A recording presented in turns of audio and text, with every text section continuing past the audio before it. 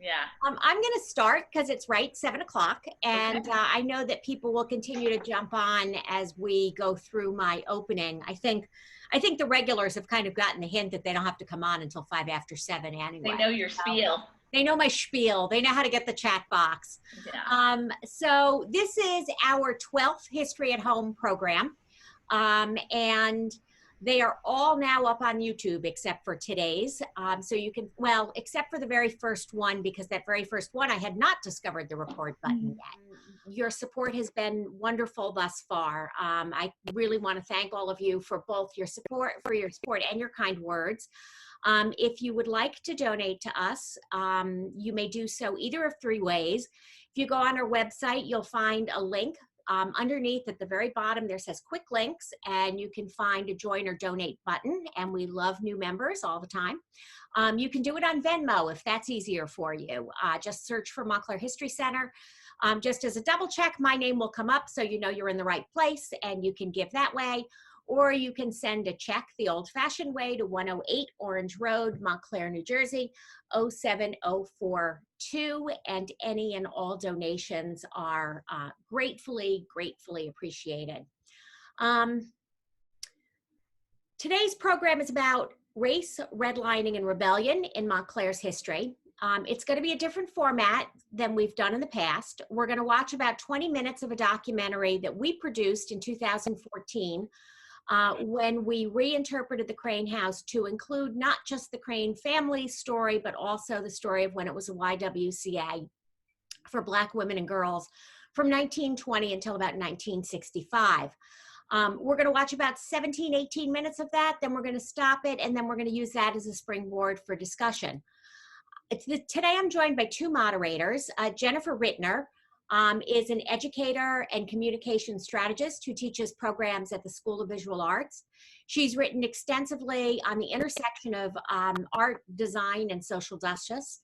She was actually with the Montclair History Center when we launched this, this program, and she has worked also at the Montclair Art Museum, at Van Vleck, at the New York Historical Society, the Museum of Modern Art. So she's been in a lot of museums and seen a lot of different things happening. Now, while Jennifer did not grow up in Montclair, she was born in Yonkers, which is historically redlined, and we'll get into what that means later. She lived through childhood in Spring Valley, New York, which is sort of a de facto redlined place.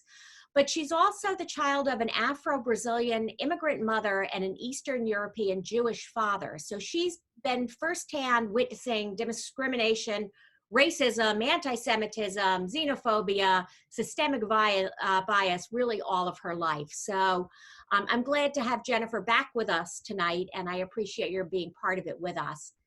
Many of you may know Dr. Davida Lindsay Harewood if you've had children go through the school system. She is a Montclair History Center trustee and has been for 4 or 5 years, but she's also an educator at the Montclair High School, and she teaches, of course, social studies. She's been a school administrator at Montclair High School and a middle school teacher, and right now she's at the high school level. She has a 30-plus year relationship with the Montclair community in many, many different ways, as a parent, as a community partner, as a teacher, and she also is an active supporter of the Amistad Commission. So with that, I am going to switch over and share my YouTube screen.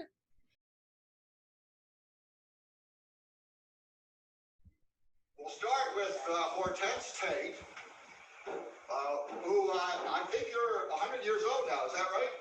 Don't tell it. Don't tell me.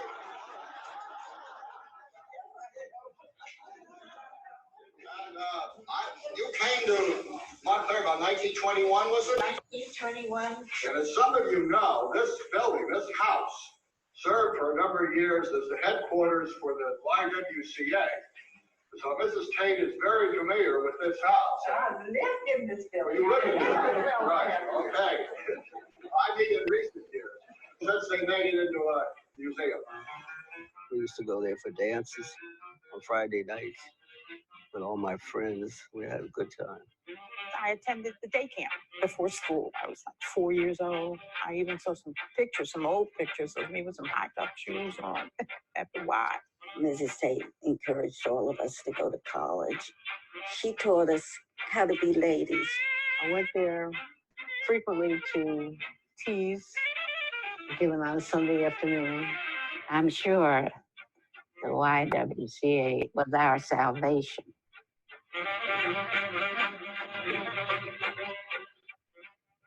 We lived in Lynchburg. My mother lived in Lynchburg, and my father, to whom she was married, was still practicing law in Danville. And she didn't want to live in Danville, and he didn't want to move his practice to Lynchburg. And he had a very good friend from Danville who lived in New Jersey, in Newark, had a funeral business, still does. And so he decided to move to Montclair. And that was in 1920, in August 1920. Work. That's what brought all of them up here, was work. Well, all they could do down south was work in the fields. So they came up to Montclair and worked. I think she came up when she was about 16 years old, by herself. Mm-hmm. Most of the people came by themselves. But she had to stay with someone. My mother did. So she stayed with Charles Morton and Elizabeth Morton. Her mother wouldn't let her come up here unless she stayed with someone. I married the guy from Montclair. He came to Howard, and we met at Howard. Well, there was no question he was coming back to Montclair.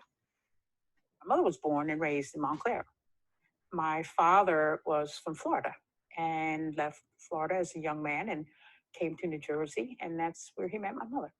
Newark, it was noisy, and I had little playmates, Fifi and Pinky, and I could run out on the street, and we could run up and down the streets, and there were lots of people.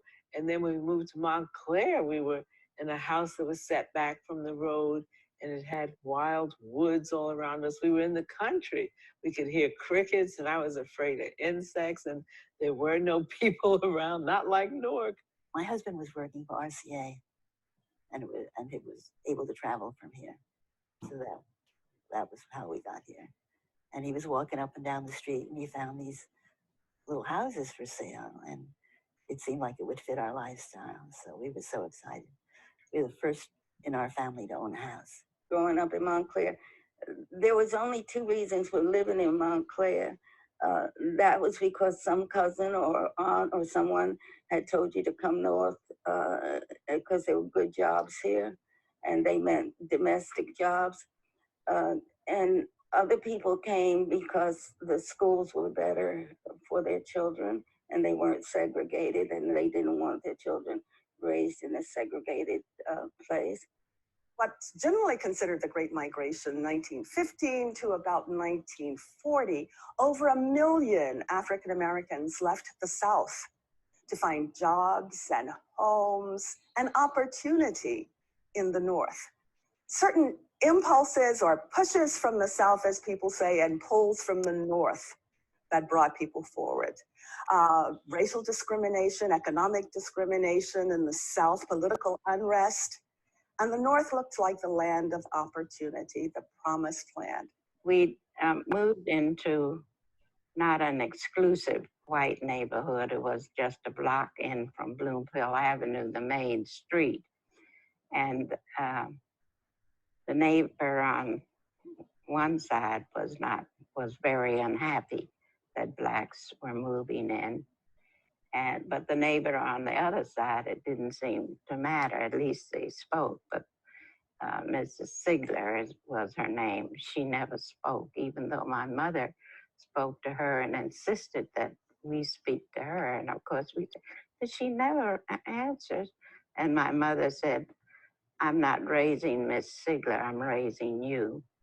And finally, she came around and started to speak.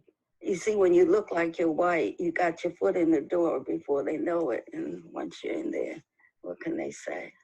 That's how she bought the house, because she went up there and they thought she was white, and then showed up with all these colored children. The blockbusters came in.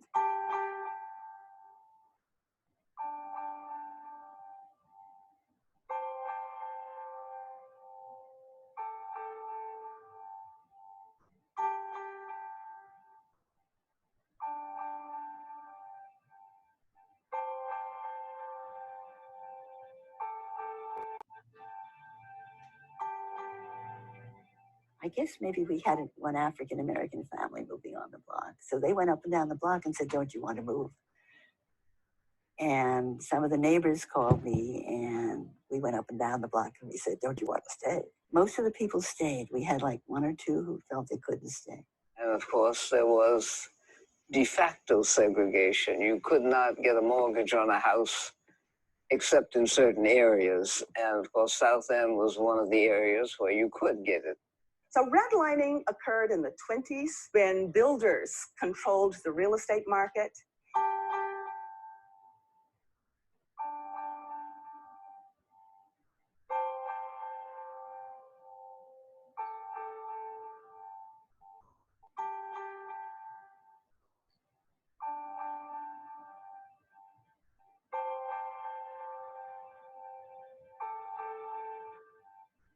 It became encoded in federal law during the New Deal when the government began making Federal Housing Administration loans to people to build houses. So the gradation that the real estate market used in terms of the risk of a house ranged from A to D, green to red, color-coded. So there were maps that were actually developed that would show the color coding. There was a minister at Union Baptist Church where we belong, which was right around the corner from where we lived. And the minister there talked to them so much about buying a home, the importance of buying property, buying a home. So many of the people who actually worked in service were able to buy a home. Some were in construction, some were doctors. My father was a butler. Some of the kids, their fathers were chauffeurs or cooks. So they were all classes. They were hairdressers. People owned their own beauty parlors, their own cleaners. I was thinking the other day, we had Black pharmacists on the corner of Elliman and Bloomfield Avenue. And there was a Black home loan and something. My father belonged to one. You could put money in that and save to get a down payment on the house, and maybe even through it get your mortgage. And it was Black run by businessmen and doctors and lawyers and all.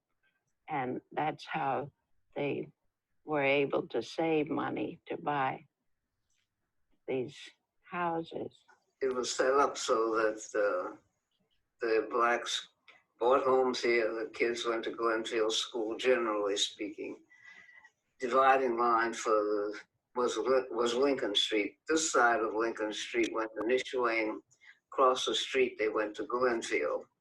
So we had to have a house on this side of the street. He didn't want his youngsters to go to Glenfield, although he had gone to Glenfield. Matter of fact, we went to school with white kids, mostly Italians, you know, because they lived down in that area. But soon as their parents was able to buy a house, they moved out of that area because Black people was moving in.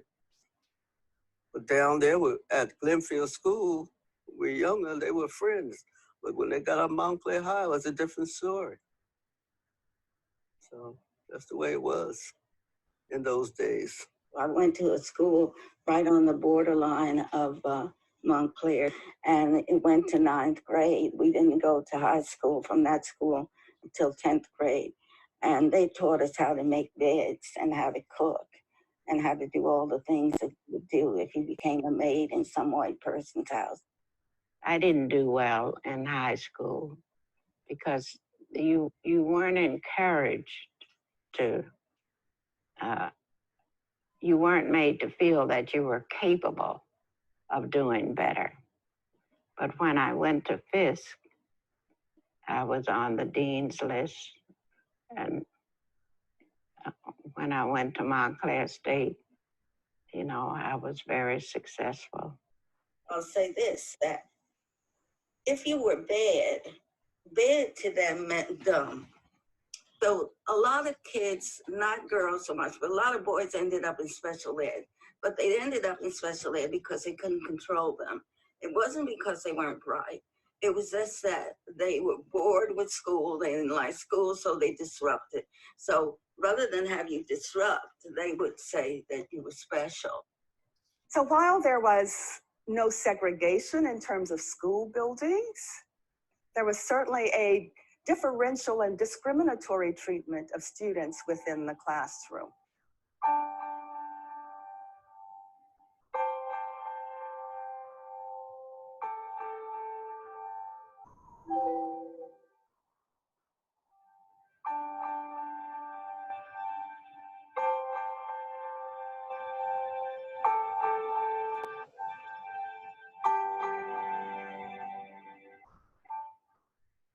School districts actually allowed parents to do their own gerrymandering. So if you didn't like where your child was being sent to school, if you were a white parent, you didn't like where your child was being sent to school, your child could be moved out of the school and sent to another school. Black parents did not have that kind of leeway. So segregation in the schools was on the inside rather than on the outside. Grandmother Allen became involved in anything that she didn't think was being done correctly so far as our people were concerned. And she was the one who got the first Black policeman in Montclair. She was the one that integrated the line at commencement at the high school. And the Black students marched at the end of the line until 1930 when I graduated. And my mother had gone to the superintendent and the board and objected to that. So with the last name of Allen, I was number 2 or 3 in the line, and the line was completely integrated. A lot of the guys that I went to high school with left school and were given their diplomas, you know, in their senior year anyway. And my yearbook reflects that, you know, the guys that had gone, especially the Black guys. There weren't too many white guys that I recall, because a lot of the white guys went to college to avoid the war, you know. A lot of guys went, and I had 2 uncles that went. The man I married went, but he was stateside the whole war. And it's, you know, we did our part. At that point, Black doctors could not practice at the hospital. When their patients went in the hospital, they had to turn them over to a white doctor for service and practice and whatnot. Then when they were discharged, they could go back to their Black doctors. So that was his number 1 priority at that point, to get on the staff, to desegregate the staff of the 3 hospitals we had then. And that happened gradually. Beginning as of 47, I think, was the first one. They would get involved in protests when we finally got the courage to protest. Grunning's ice cream parlor, and there was one right next to the Glenridge Theater. I can't remember the name of that one, where you knew you didn't go in there. And that was okay. We went someplace else, you know. It was a drugstore. We could always go in there and sit at the counter and have ice cream soda or what have you, you know. You had your own stores. I mean, downtown here. I don't know whether my grandmother ever bought uptown too much, you know, and your grocery stores and your meat markets and everything. I used to go to the theater in New York because I refused to be segregated. And I had not truthfully seen many good moving pictures before I came out here as a woman, a young woman. because I have always refused to be segregated.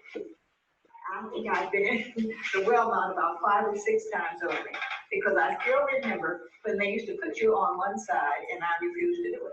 And I would go into New York and go to the movies and then come back home. And because I felt that we had to prove that we don't take that. We are people. And that was the kind of thing that we tried to do. We are people who love our neighbors. We know how to act. We know what to do. And I tried to prove it. Yeah, but I went to college in the 60s and we protested everything. So, I mean, you know, that period is alive and well. It's one reason it's better now. That's correct. That's correct. That's correct. Absolutely. Thank you. As more African Americans moved north, more racism and segregation reared its ugly head. As some said, Jim Crow actually got on the train, moved north, and settled in the suburbs. The YWCA was our salvation, because there were so many activities in the town to which we could not belong that, you know, you could feel so slighted. And as a child wonder, well, who am I? What is there about me that I can't belong to the French club? I take French. What is there about me that I can't belong to the Glee Club? I have a good voice. So the YWCA and the YMCA for boys, you know, just saved us from being so bitter about things. And my mother, of course, wouldn't let us become bitter. I'm going to stop right Actually here. took it upon themselves. And encourage you, if you'd like to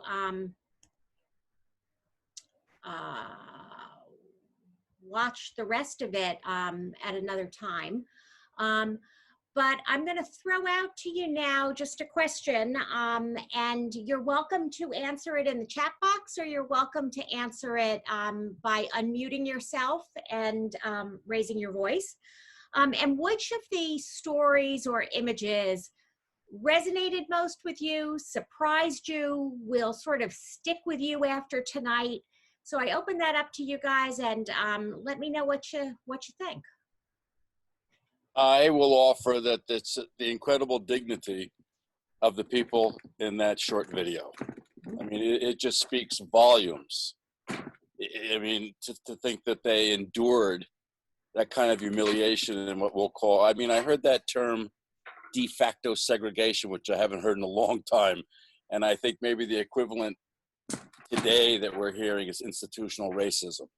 But it's just incredible, faced with that, the dignity that these women, for the most part, prevailed. The dignity is what I love too, Kevin. The grace. The story, when Mrs. Jones, who has passed away, tells the story about how her mother says, I'm not raising Miss Sigler, I'm raising you. You will say hello to her because that's what you should do. That's my favorite too, Jane. Yeah, is it? Yeah, that's the story I love, because I have totally stolen that and say that to Kate all the time. You do? Yeah. That's one of my favorite stories as well. So thank you for grabbing that one, because I too agree with it. Claire says that it was the story of the Black students having to march to graduation at the end of the line. And that's probably my second favorite story, because what she does is she talked in detail. This is only a snippet of what she talked about. And there's a book called Freedom's Child that's written by Carrie Allen McRae, who was, this is going to get confusing, but it's really not. Alberta Stone, it was her aunt, and Rosemary Allen Jones, it was her sister. So they're related. And she tells that story in depth about how she goes to graduation. Her mother walked into the superintendent's office, and it's got to be that same guy who said that the Negroes should be willing to pick up the crumbs, right? She goes into the superintendent's office and says, my daughter is going to march at the end of the line, or is going to march in the front of the line because her name is Alan, right? And her story is that her mother was an enslaved worker and her father was a Civil War general.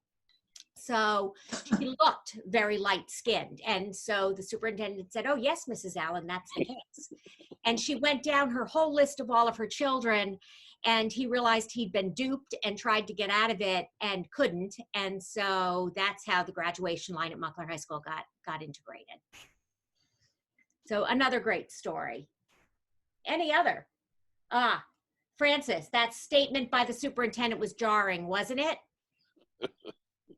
Yeah. You expect that to be from someplace in the South. Jane, can you hear me? I can, Davida. So I just want to jump in and off your statement of, quote, you expect that to be somewhere in the South. Right. That is a common statement that I often receive from high school students as they begin to learn about segregation, whether it be de facto or de jure outside of the South. And often there is the perception that, oh, the South was bad, and don't get me wrong, it was bad. My parents escaped as soon as they could from South Carolina, heading up to Rhode Island, where I was born. However, our nation has a history of segregation, either by law or by practice. It is not something that only took place in the South. Today, we're seeing it. We're seeing the vestiges of this across the nation. Mm-hmm. Agree. And it's always interesting to me when I do tours at the Crane House and Historic YWCA, when people, I've actually done tours where somebody has said to me, "You mean there were enslaved people in the North?" Yes, very much so. And New Jersey was probably one of the culprits. Not probably, was one of the culprits. And so, yeah, there's a lack of understanding of the history of what was going on. So I actually have another thought, not on the redlining, but something that came out about how the Black students who were placed in special ed, even though they didn't necessarily need special ed, they were just put there because the teachers felt like they couldn't control them. And I think one thing, so I graduated, I'm here with my sister, my younger sister. I graduated from Montclair High School in 2010. But one thing I noticed to be true was there's definitely an element of that continues today. I think one thing that stood out in the element of control, I noticed, I think I had in-school suspension maybe one time, and I'm white, but I noticed that it was definitely something that was not distributed evenly among the races. For example, like the students who were given ISS, most likely for the similar reasons as discussed on the YouTube, basically teachers feeling like they couldn't necessarily control the students, students feeling like they were sort of bored by what was going on and then forced into in-school suspension. It just was an interesting parallel that I noticed. Thank you. And that was a long time ago that those people were talking about that. So it's kind of sobering that it's still going on as recently as 2010. Jane, can you hear me? I can, yes. This is Carol. I'm fairly new to the area. When they're talking about the Y, offering them the opportunity in the 20s and 30s, are we talking about the historic Crane House Y, where they were being offered room, board, training, and whatever? Yes. Where does the idea of the Y that we think about today, was that open to all races, even from the beginning of their institutional? No. No. The way they worked, the Ys worked during the early periods was that if you had a white YWCA or white YMCA, they could determine that there should be a sister or brother branch for the Black community if there was a need for it in certain areas. And throughout the United States, and that was the case with the YMCA in Montclair. The YMCA was on Park Street, and they had the spin-off YMCA down on Washington that became the Kids Y. That's where the swimming pool was that all of our kids learned to swim in. But so they had their brother YMCA. The Montclair YWCA was the only one of over 50 in the United States that did not spin off of a white YWCA. These women just saw that there was a need, they wanted one, and they created one. And the national people didn't quite know how to deal with this for many years and just kept referring to it as the Montclair situation because they just couldn't figure out, how do you do this? And so really the Montclair Y, I think it had a Black board of managers and a white board of directors. And there's actually an interesting story in about 1930 where one of the Black women who was on the board of managers petitioned the women on the board of directors and said, hey, can I be on the board? And they, quote unquote, prayerfully considered it and decided that yes, she could be on the board, but no, she could not have a vote. Thank you. So great question. Great question. Yeah. Other thoughts? I was going to just step in to respond to the young woman who spoke earlier. I see her, the name is Dahlia, but I don't know if that's the name of the woman who spoke. But this issue of what happens in the schools, and I think what we're seeing as well in just larger culture, which is criminalizing Blackness and criminalizing also poverty. And so, you know, I think that when we see these same kind of behaviors appearing in the schools, what you're seeing is not necessarily acts of malicious intent. I think actually what's happened is that we've created a set of narratives around what behavior should look like as appropriate to how people look, right? So there is, and I think maybe, Davida, we could talk about this at length, but I think what you see historically is that, just to put it plainly, white people have found Blackness to be frightening. And so normal behavior of Black boys in particular is seen as more threatening than similar behavior in white boys or in white girls, right? That's just that historically, that's what we have seen happen. And so normal teenage behavior is criminalized by the system, by the school, and seen as being more inappropriate if you were a Black child. And so, you know, I think that's why you keep seeing, Dahlia, as you mentioned, even in 2010, these sort of over suspensions, you know, the over suspensions of Black children is very much like the over incarceration of Black adults, right? This idea that just normal behavior is seen as criminal simply because of the person who's engaging in it. And I think that's a really important thing that you noticed there. And I would ask even Davida and anyone else here is, what do we do in terms of changing perception, changing behavior, changing attitudes, not of the children, because the children are children, but of the people who have power in the system, and how they're doling out punishment and what they see as a punishable offense? That is a large question. One of the things that I think it really begins with is the knowledge of other people.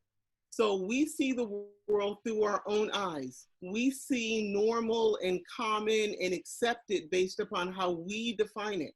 But because we are different, but however, we have not been taught about the successes and the ways others operate in our world. So a simple behavior such as a African-American student standing up and saying, or challenging a decision that is not fair will be seen as belligerent, disrespectful. But if that same white child challenges a decision that's not fair, it may be interpreted as being a leader. So again, it's a different interpretation of the same act. However, it's who is interpreting it. So if the person who's interpreting it is not accustomed to seeing an African American be a leader, it's a direct attack on their power. How dare you assert leadership? You're not supposed to do that. I have not been taught that African Americans assert leadership. So therefore, I don't expect you to be a leader. What I perceive is a challenge to my authority, and how dare you, African American, challenge my authority.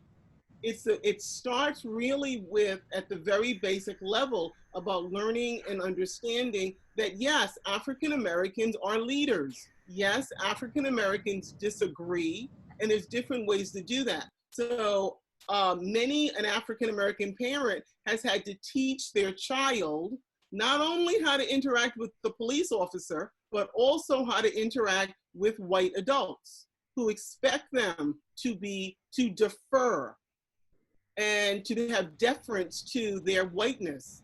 That's a challenge. There should be no deference to their whiteness. There should be a respect for each individual. However, we're not there yet. Davida, I was thinking about this in the context of how this shows up with gender, that we've been, I think, quite good about challenging the notion of bossiness as a word to describe girls who, assert themselves. And I think that, the experience of being female, a woman of color, is the language that's always used is we're too sassy, right? Stop talking back, you're sassy. And that word sassy is very much like the word bossy, right? It's extremely coded. It's coded for gender and race. And I think that, for girls as well as for boys, this notion of having to speak differently, and code switch is, we use that to describe a kind of internal process, but that process is also taught to us in practice, right? And so we're taught to calm down, lower your voice, don't sound aggressive, be careful that you don't suck your teeth, don't show emotion, be as neutral as possible in order just to get along in the same way that I think other students are encouraged by the opposite to stand up, be aggressive, be forceful, right? And so that difference, I think it becomes very imposing, and you internalize that everything you're doing is wrong, that you're somehow too much or not enough, and maybe sometimes both. There's one other thing about, I think, the educational system, which I don't, having been away from it for such a long time, graduated a long time ago and put some children through the school systems in Essex County, was the dispensing of drugs like Ritalin, which the educational establishment became kind of a way to begin to control certain segments of the student population. And also it really equated to behavior modification in so many ways. And, it was a very difficult choice for parents sometimes to sit with school administrators who say, well, our recommendation is perhaps, certain kinds of, what might you call them, psychotropic drugs be administered. And that's the start. I mean, I don't know anybody who's not ADD anymore. I mean, we all are, right? I am. I mean, I am, sure. Well, and it's funny growing up when you begin to think about as an adult that, was I ADD? I am now, but was I when I was young? But, and that's the same thing about gender, about certain behavior patterns are looked on favorably, with certain individuals, but with others, they're looked at as being, a social problem, which, in the culture we live in, and even among children, was the dispensing of Ritalin. Thank you. Other comments? What are some of the vestiges we're still living with? I think Davida used that term before. What are some of the vestiges we're still living with that resonated with you from the film that we saw? Well, the issue of redlining. Ah, yes. I mean, it just, that the whole de facto or otherwise, I mean, it's a very difficult formula, but I mean, go to look at a house. I mean, whether it's the mortgage broker, the bank, the buyer, the seller, it's all about, school systems and value.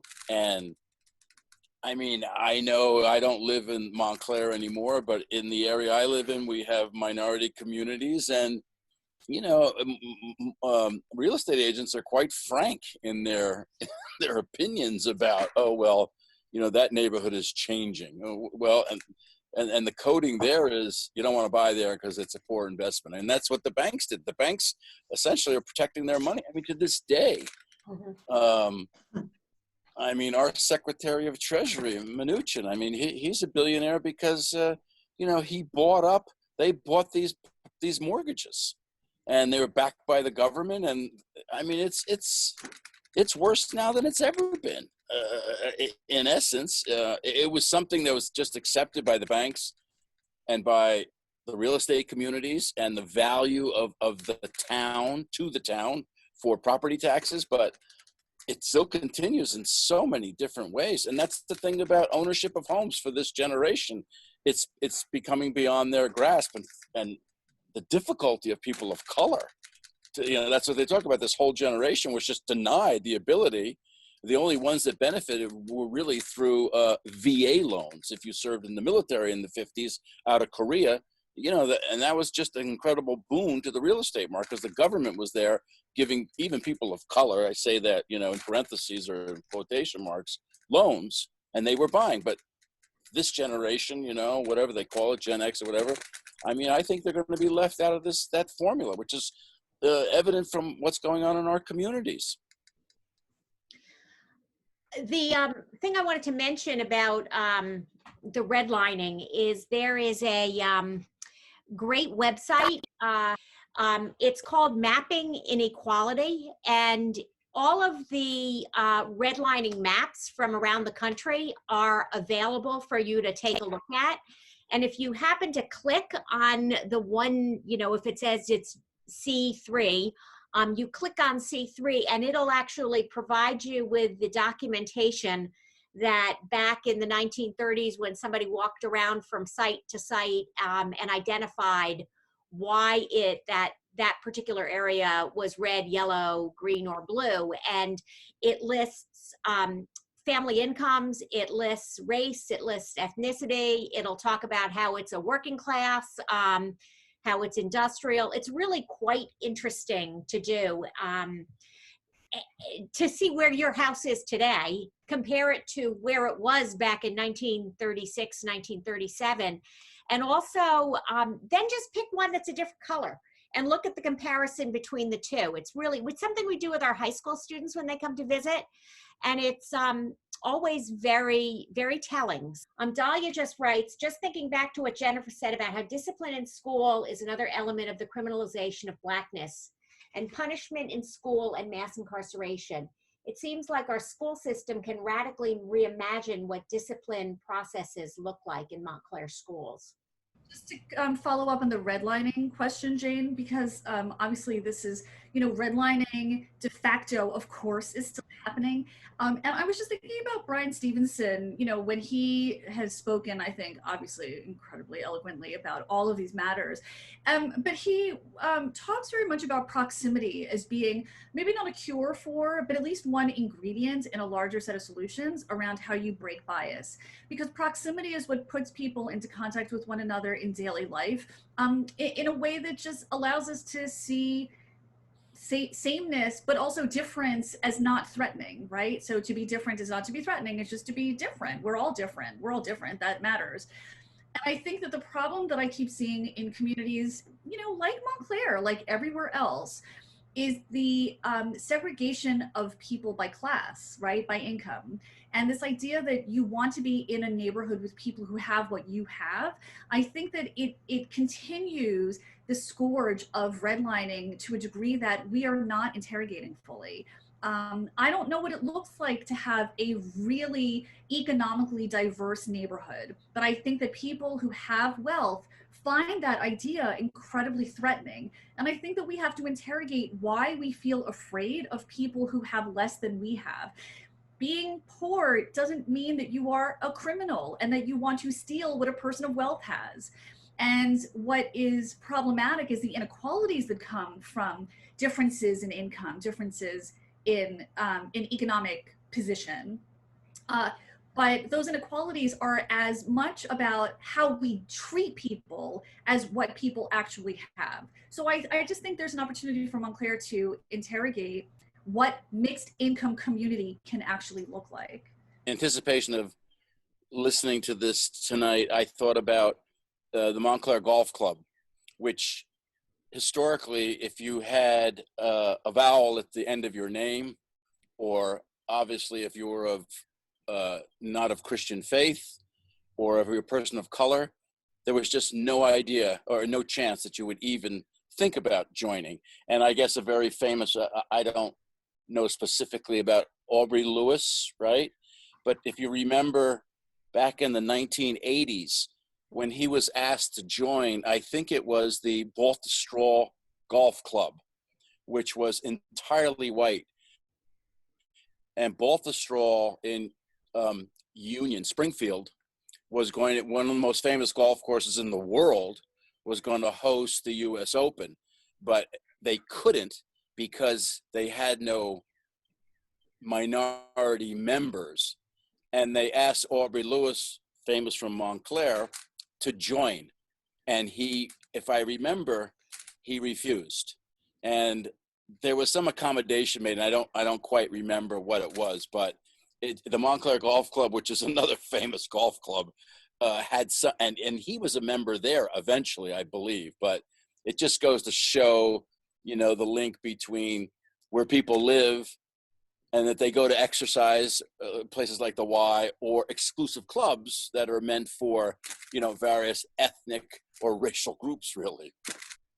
Other thoughts? You know, Althea Gibson, who has ties to Montclair as well, she talks about how she would go to tennis matches and she had to get changed in her car because there were no dressing rooms. That's the wrong word. What am I looking for? Locker rooms.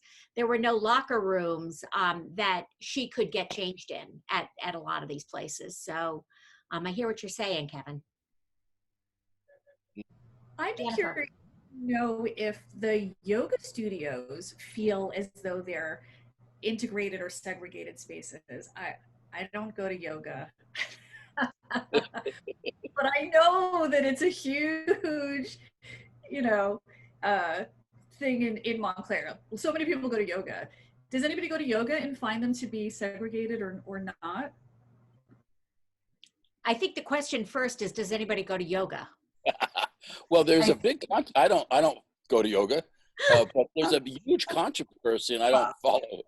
I go to yoga, but I go to yoga at the Y, so it's not really a, you know, actual class or section, you know, separate building like what I think Jennifer is asking. So I don't think it would apply. Okay, so wait, I can, excuse me, am I unmuted? I'm not sure. You're unmuted. We can hear you, Okay. Josie. Hi, it's Josie. Okay, so there are 2 Black yoga instructors at the Montclair Y, just FYI, who are both very, very good. It is. Of course, We lost you, Josie. There's a whole struggle that's developed that yoga has been appropriated from people of South Asian culture. There's been a backlash to a certain extent that, you know, all of a sudden yoga, forget about India, forget about their culture, forget about it. But now yoga has become something that it's so popular worldwide. And of course, it's very good for you, but there is a tension, of course, when it becomes something that is enjoyed by the broad masses, let's say, and yet the culture that developed it is somewhat ignored in that whole phenomenon. Mm-hmm. So I just want to jump in on expand the yoga theme a little bit broader. So today we could probably all agree that it is illegal for a business to limit paying guests to come in and to do yoga. And yes, I've done it at the Y. I wasn't very good at it. I was welcomed. I was a member. And so I took a yoga class. However, when the yoga studios started to pop up along Bloomfield Avenue, the owners would they would literally stand on Bloomfield Avenue and try to get me to come in because I had on exercise clothing. However, while I know that I believe I would have been welcomed by the owner, by the business people who are running the studios, the bigger question is, since often in a yoga class, there is a subset, a clique of people who attend a certain class. When I was going to the Y, I had my Zumba friends. And so we knew who would normally be in the class. And again, the Y is a different cultural mix, I believe. However, I don't believe it's that people of color, people of different genders, people who are exploring gender identification would not be welcomed by the owners, because that would be illegal. The question would be, what about the clique, the group that is already there? And would that new person be welcomed or made to feel welcome in this group that's already established? And so therein lies some of the challenges when we are not welcoming to people who are different in whatever different way means to us. Is that what you were looking for, Jennifer? I was gonna say something in response to that, because Davida just like touched on the thing that I think gets really at the heart of what the women of the film have talked about, which is, what does it feel like to be excluded, and how deep it gets into the core of your being to feel that you're being excluded for reasons that are have nothing to do with who you are as a person. It's the reason that I think Ms. Hortense was so powerful in her refusal to succumb to the bigotry around her and to say, I will go somewhere else for the things that I am worth. One of the things about our community like Montclair is that on the surface, and Ms. Davida, that is exactly what you're talking about, is that on the surface, there is no segregation, right? We all believe in all the things philosophically about inclusion and diversity and belonging. But when we get into these small communities where cliques exist, they determine whether or not we are actually allowed in. And I think that that's the thing we have to really interrogate, because it's not that the law is excluding us. It's that the people are doing it, and they're doing it at the same time that they're saying, we would never do that.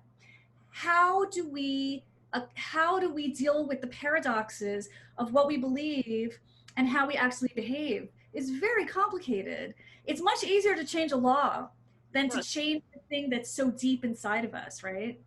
Right. I think we're wrapping up on the end. I'd like to just go back to, and as I said at the 12 o'clock, this is like something that it seems to me we could have about 8 different programs on this, and we still would not even scratch the surface of some of these things. But 2 things from the video that are parts that you didn't see tonight was Loretta Freeman, who recently passed away, who was the white woman in the film. And she talks about how when they were trying to integrate the Y in the 50s and the 60s, that when they were trying to integrate the Black Y in the 50s and 60s, she actually got a phone call from some of the women at the Y and said to her, you know, you're welcome. Even if you don't see anybody here who looks like you, just know that you're welcome. And the other really interesting part of that story was that the National Y, when they decided to integrate in the 1940s, the National Y very clearly could see, this is a white YWCA, we can invite the Black women in. But they couldn't flip that around. They just could not get the whole concept of, it was a Black YWCA and now we can let the white women in. There seemed to be a real disconnect for them on that. And I often reflect on that and think, you know, why was that so difficult? And truth be told, there was always a sense that YWCA on Glenridge Avenue was the Black YWCA. Loretta talks about how she would say to the cab driver, I want to go to the YWCA. And he would say to her, oh, no, no, no, that's not the one you want to go. You mean the YMCA. You want to go to the YMCA. So I guess in summary, what I'd like to say is I think that the learnings that we can get from history are powerful. And I think they are wonderful because they also provide for us a springboard for talking about where we are today and what we need to do and how we're going to go about doing it. So with that. Well, thank you. Thank you to Jennifer and Davida for joining in with me tonight, and sort of doing the whole Oprah Winfrey thing tonight with me. So I appreciate it, and thank you. We'll see you not next week, but on the 9th of July will be our next one. So talk to you all then. Have a great 4th of July. Be safe. Sorry, can I just ask? Sorry, can I just ask one question? Which is, I'm so sorry, I kept cutting in and out because of power issues here. Sure, How, if we want to see that film, can you just send a link maybe to that film as well? Yeah, just go to YouTube and put in Montclair History Center, and all of our programs will come up, and it's there too. Oh, wonderful. Okay, thanks so much. It was wonderful. Thank you. I always appreciate these. These have been so great for us during this time. Great. Thank you, Josie. How many have you been to? Oh, gosh, a bunch. The Women in Science. I don't know. Yeah, really wonderful. Thank you so much. Excellent. Love to hear that. Thank you all for coming tonight. Thanks so much. Thank you. Okay, bye. Bye-bye. Bye. Bye. It was a learning process for me. Thank you. Yes. Thank you, Viola. Are you a Montclair resident? Was. And I've had a little bit of the, the racial thing too, but the thing is, I felt that I was well established, so no white power was going to get me down.